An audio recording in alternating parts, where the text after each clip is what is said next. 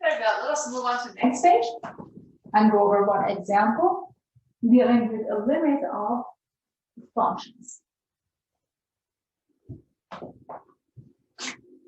So this example says, find the limit of the following function. It says you have limit of x, y minus 4y squared divided by square root of x minus 2 times square root of y. So we have a function in two variables, and our x and y approaches 4 and 1. Very good. So what do we have here? We have a rational function. You have something on the numerator, which is a polynomial in two variables. On the denominator, you have square root of x minus 2 times square root of y. Let's think about the domain of the function. When we have a function either in one variable, two variables, or more, first identify the domain. So the domain of this function is the set of all points like x and y, such that since you have a rational function, we have to be careful about the denominator. First of all, you have radicals. It means that x must be greater than equal to 0. Also for your y must be greater than equal to 0. And at the same time, your denominator cannot be 0. It means that square root of x minus 2 times square root of y is never 0. Very well. So what do we have here? If we solve this, we get square root of x is not equal to 2 times square root of y, where x is never equal to 4 times y.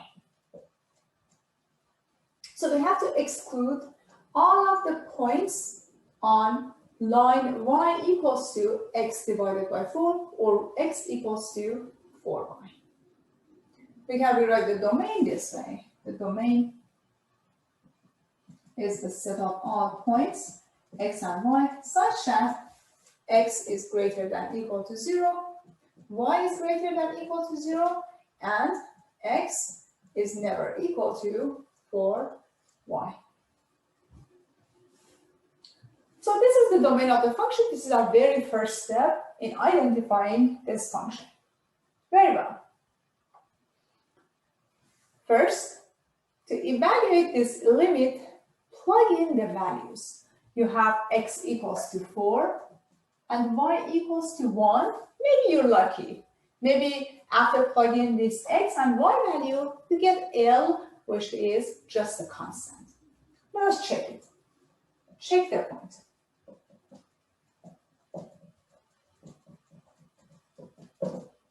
I have x, which is 4, times 1, minus 4 times 1 squared, divided by square root of 4, minus 2 times square root of 1. Well, on my numerator, I get 4 minus 4. On my denominator, I have 2 minus 2, which is 0 divided by 0, indeterminate form.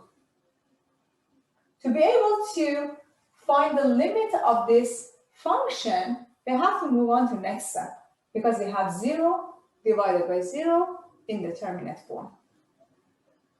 Try to simplify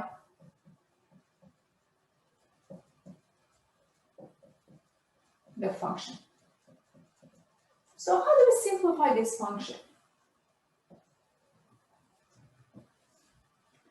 We're trying to get rid of the element that makes the denominator 0.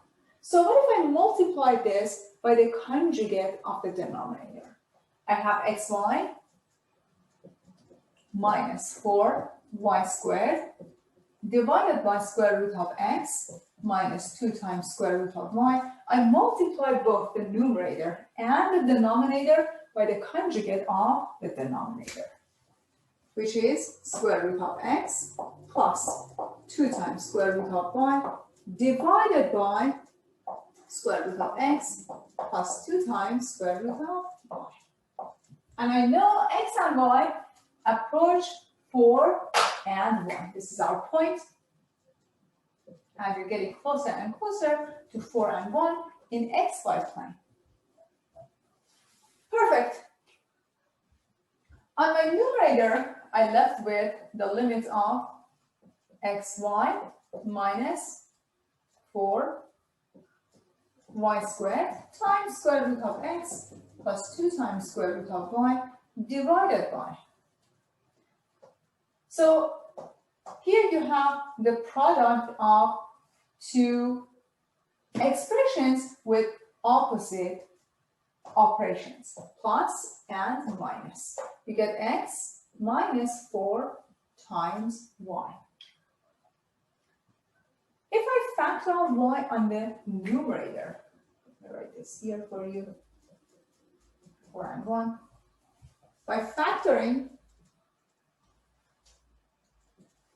y on the numerator, I get x minus 4y times square root of x plus 2 times square root of y divided by x minus 4y. And I know x and y, this point approaches 4 and 1. Well, we found a common factor. We can get rid of x minus 4y, x minus 4y. So I have y times this expression, which is square root of x plus 2 times square root of y. Let us plug in 4 and 1.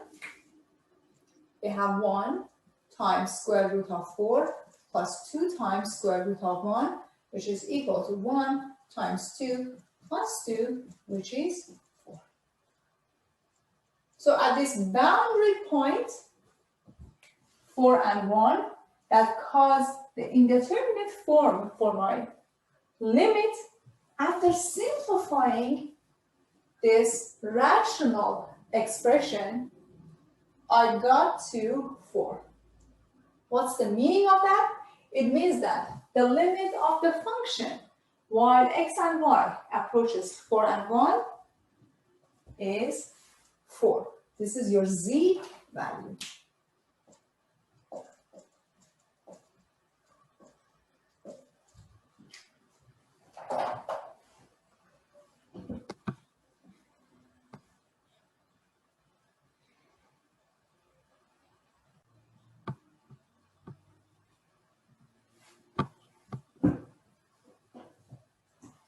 So in general, what's our approach when we are dealing with the limit of functions in 2 variables, 3 variables, and more? We can classify these functions.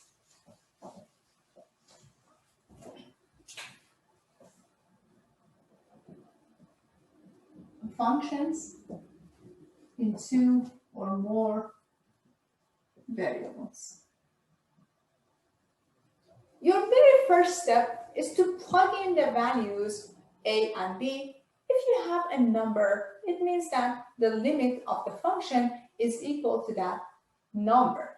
I'm not talking about 0 over 0, infinity over infinity, just a nice number, like previous example, like 4. So first, plug in a and b. If the limit is L, it means that we are done.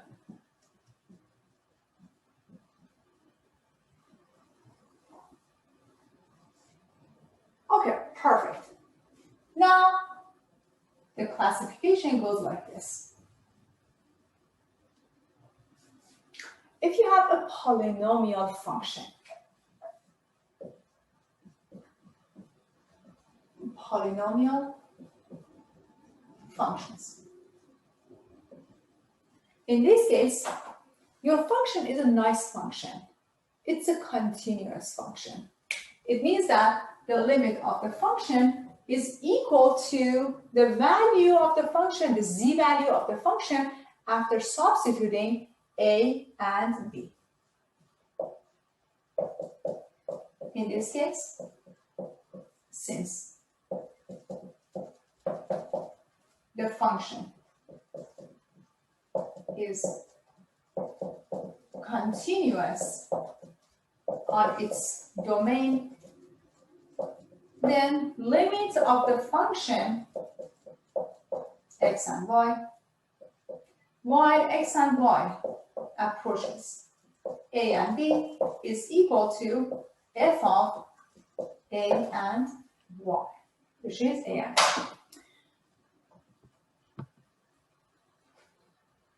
One example for you.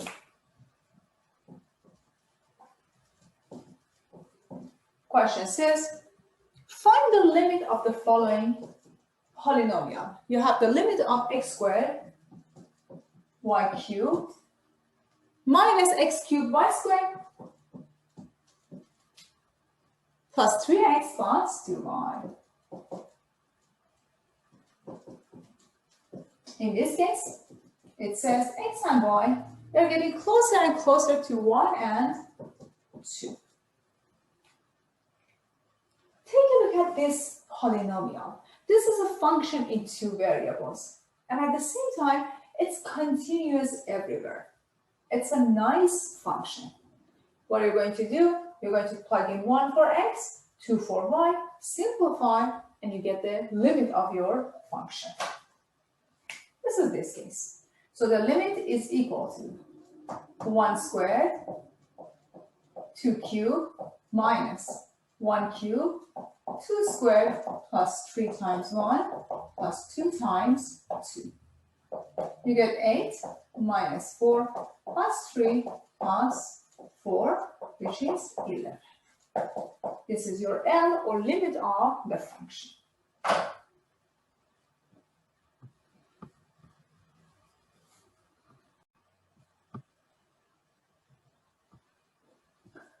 So what if we have functions other than polynomial functions? So you say that for the rest of functions, if you have the limit of f of x and y, we usually have problem with the origin, 0 and 0. To analyze the limit of the function, we usually use 2, 3, or multiple paths. For example, you can use y equals to mx, or you can use y equals to mx squared, or you can use y equals to mx cubed. That depends on the function f and how these paths help you to simplify the function. So if you plug in one of these paths for your y, after simplifying the function, the result depends on m, then we say that the limit doesn't exist. The limit at 0 and 0 does not exist. So this is a technique that we usually use depending on the function. You might say, hey, why not using square root of mx? Of course. Depending on your function, the definition of your function, you can use different definitions. You can use x equals to my, or x equals to my squared, and so on. So you can take any general path passing through the origin and try to simplify your function. That's the goal. So your very first step is to plug in a and b into the function and see if you have a constant or the limit is L. If not, and you have a polynomial function, it means that you're lucky. You have a nice function. By plugging those values, the limit of the function is equal to the z value of the function. Like this example.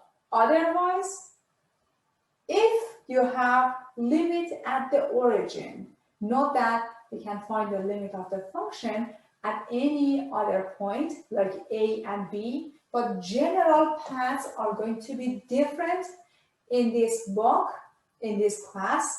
Our main focus is on 0 and 0 or the origin. So when the question says, hey, find the limit of the function, while x and y approaches 0 and 0, you're going to use general paths. Y equals to mx, or y equals to mx squared, or y equals to mx cubed, y equals to square root of mx, and so on. You're going to choose one of these and try to simplify your function. If the result after simplifying this function depends on m, then you say that the limit doesn't exist. Why is that? When you have a limit of a function, limit from, think about it as elementary calculus. You learn that if the limit from left-hand side is equal to the limit from right-hand side, they're equal to each other. You say that, hey, I have the limit of the function. So since m is a constant, it's just a number. Think about y equals to mx. It's just equation of a line passing through the origin. If m is positive, you get increasing line. If m is negative, you get decreasing line. So these are different paths passing through the origin, and if the result depends on m, it means that you can plug in different values for your m, and it has contradiction with uniqueness of the limit of the function. We don't have two limits for the function. We only have one limit. So if the result depends on m, we say that the limit doesn't exist.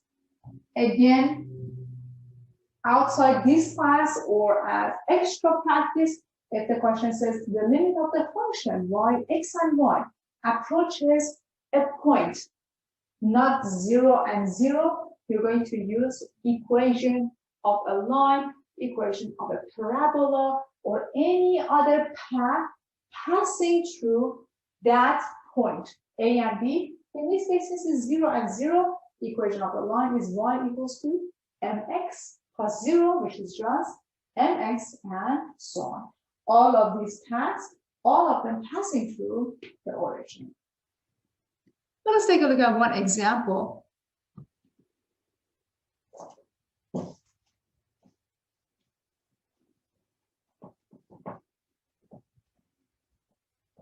I'm going to leave this here for you.